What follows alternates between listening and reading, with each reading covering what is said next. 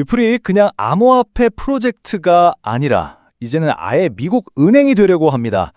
이게 무슨 말이냐면 오늘 이 거대한 계획의 마지막 퍼즐 조각이 뭔지 슬라이드로 한번 제대로 파헤쳐 보겠습니다. 아니, 암호화폐 회사가 은행이 된다고요? 솔직히 몇 년 전만 해도 이거 완전 SF 영화 같은 얘기였잖아요. 그쵸? 근데 이게 리플한테는 이제 진짜 현실이 되고 있습니다. 자, 첫 번째 섹션입니다. 암호화폐 회사 은행이 되다. 이 모든 이야기의 시작점은 바로 미국 통화감독청, 그러니까 OCC의 역사적인 승인, 바로 여기서부터 시작됩니다. 보시면 2025년 12월 12일이죠. 이 날짜가 중요합니다. 이 조건부 승인 하나 딱 받으면서 리플이 갑자기 피델리티나 사클 같은 우리가 아는 그 거대 금융기업들이랑 어깨를 나란히 하게 된 거예요. 이게 왜 그렇게 대단하냐면 암호화폐가 처음으로 미국 연방 금융 시스템의 정식 선수로 인정받는 정말 말 그대로 역사적인 순간이기 때문입니다. 근데 여기서 하나 짚고 넘어가야 할 게 있어요. 리플이 만들려는 은행이 우리가 생각하는 그런 일반 상업은행이 아니에요. 전국 단위 신탁은행이라는 건데 이 둘이 뭐가 다른지 아는 게 이번 이야기의 핵심입니다. 보시면 역할이 완전히 달라요. 상업은행은 우리 돈 받아서 대출해주고 이렇게 돈을 굴리는 데 집중하잖아요. 근데 리플의 신탁은행은 오직 자산 수탁하고 관리하는 데만 특화돼 있어요.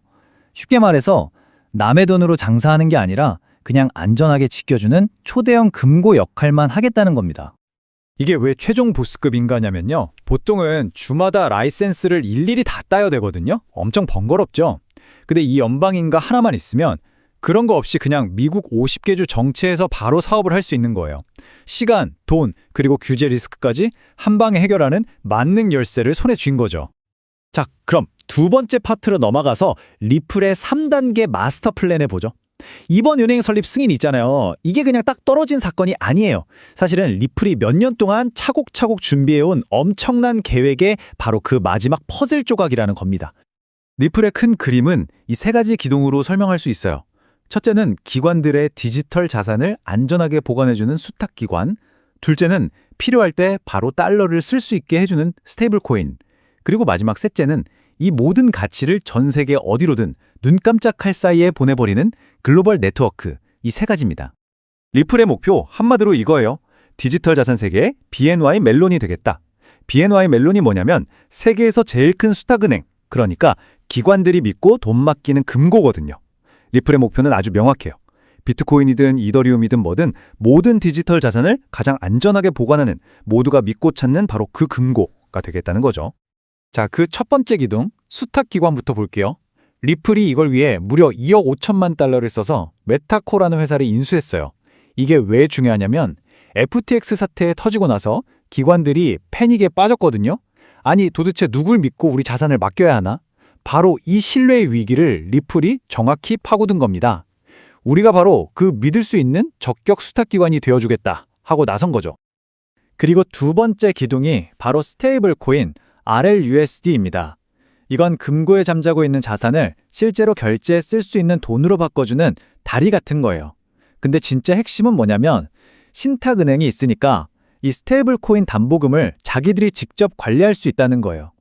다른 은행 눈치 볼 필요 없이 처음부터 끝까지 다 알아서 하는 완전한 수직 계열화가 가능해진다는 뜻입니다. 엄청난 거죠.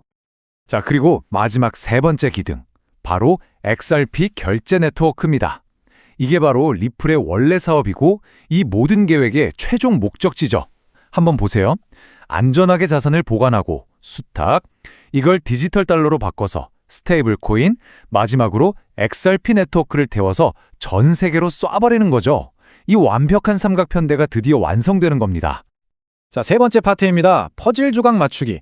그럼 이 세 개의 기둥이 합쳐지면 도대체 어떤 일이 벌어지는지, 기관들의 돈이 실제로 어떻게 움직이는지 한번 쭉 따라가 보죠.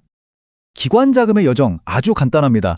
1단계, 기관이 리플 은행에 비트코인 같은 디지털 자산을 맡겨요. 예치하죠. 2단계, 그럼 은행이 그 자산을 담보로 바로 RLUSD 스테이블 코인으로 전환해 줍니다. 마지막 3단계, 이 RLUSD를 XRP 네트워크에 태워서 전 세계 어디든 몇 초 만에 전송해버리는 겁니다. 그 복잡했던 중간 단계들이 그냥 싹 다 사라지는 거예요. 이게 뭘 의미하는 걸까요?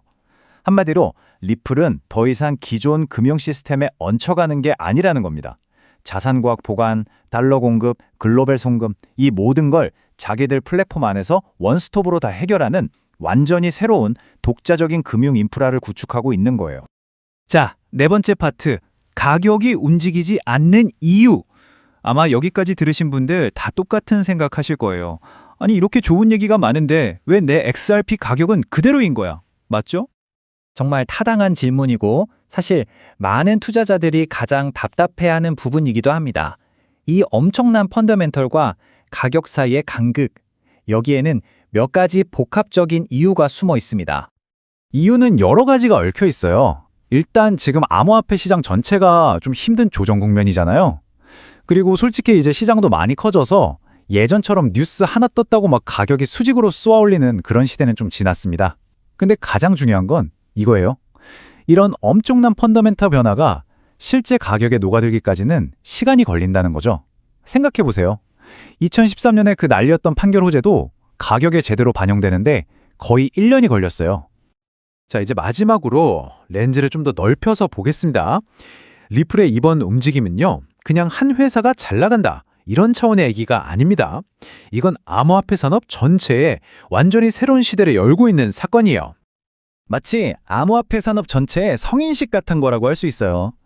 더 이상 규제 밖에서 뛰노는 코인 회사가 아니라 이제는 금융 시스템 안으로 정식으로 들어온 규제받는 금융기관으로 진화하고 있다는 아주 강력한 신호탄인 셈이죠. 리플의 이 한 걸음이 시장 전체에 엄청난 파급 효과, 말 그대로 리플 효과를 만들어냅니다. 기관들의 신뢰가 높아지면 어떻게 될까요? 당연히 ETF나 연기금 같은 우리가 상상하는 그 거대한 돈들이 시장으로 들어올 수 있는 길이 열리는 거죠. 그동안 가장 큰 벽이었던 규제 불확실성이라는 댐에 금이 가기 시작하는 겁니다. 그러니까 핵심은 이겁니다. 이제 XRP를 볼 때 단순히 오르냐 내리냐 맞추는 투기성 토큰으로 보면 안 된다는 거예요. 이건 미래 글로벌 금융 시스템의 한 축이 될 규제받는 인프라 그 자체의 가치를 보고 평가해야 한다는 거죠.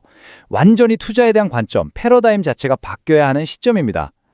과연 지금이 암호화폐가 드디어 금융의 주류로 들어서는 그 역사적인 순간일까요? 어쩌면 오늘 우리가 몇 년 뒤에 돌이켜보면서 모든 게 바로 그날부터 바뀌기 시작했지 라고 기억하게 될 바로 그날일지도 모릅니다.